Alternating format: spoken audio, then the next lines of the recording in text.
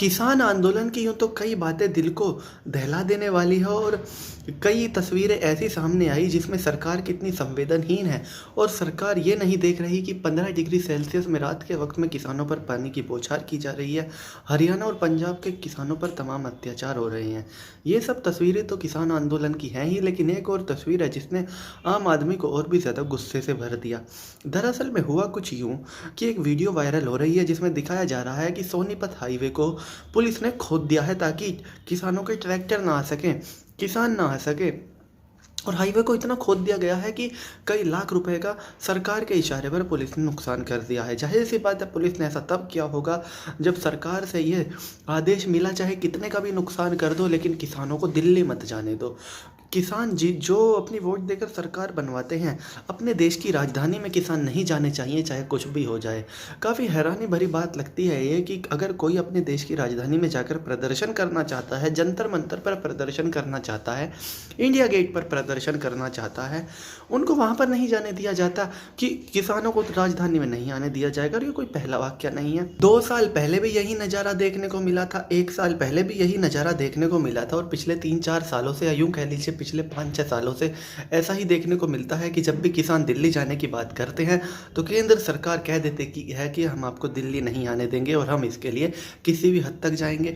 सर्दियों में आपके ऊपर ठंडे पानी की बौछार करेंगे, आतंकवादियों की तरह आपके ऊपर आंसू गैस के गोले छोड़ेंगे और तो और हम पब्लिक का पैसा का जो हाईवे है उसको भी खुदवा देंगे। अब सबसे ज़्यादा गुस्सा लोगों को इस बात पे आ रहा है कि जो नेशनल हाईवे है वो जनता के पैसे से बनता है।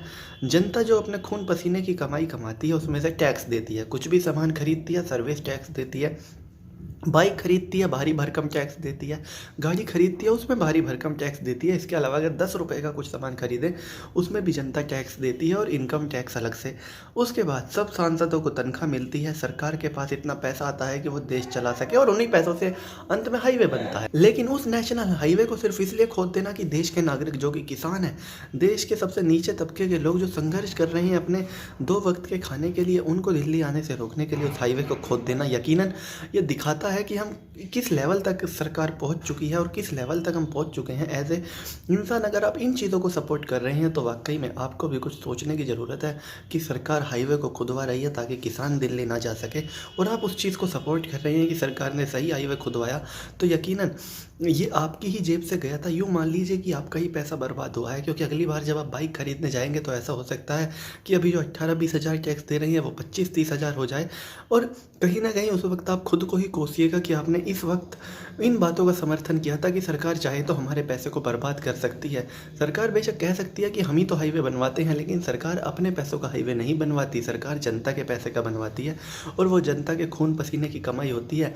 जब कोई इंसान बाइक या गाड़ी खरीदने जाता है तो आज के वक्त में कितना हैवी टैक्स है ये मुझे बताने की ज़रूरत नहीं है। जब आप शोरूम में घुसेंगे तो आप अपने आप पाएंगे 50-55 हज़ार की मिलने वाली बाइक आज 75-80-85 हज़ार की मिल रही हैं।